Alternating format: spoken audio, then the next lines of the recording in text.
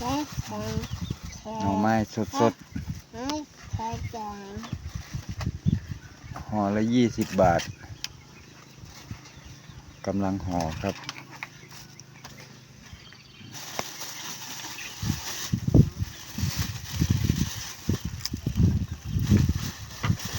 ห่อละ20 บาทครับผู้ช่วย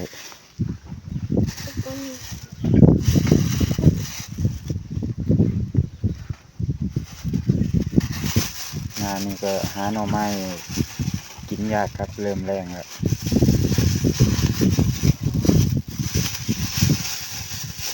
นี่ก็เป็นหน่อน้อยๆรวมแหนงมันด้วย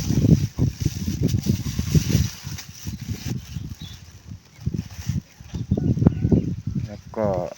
ขาดไม่ได้ก็มีผักอีตูไข่มดแดง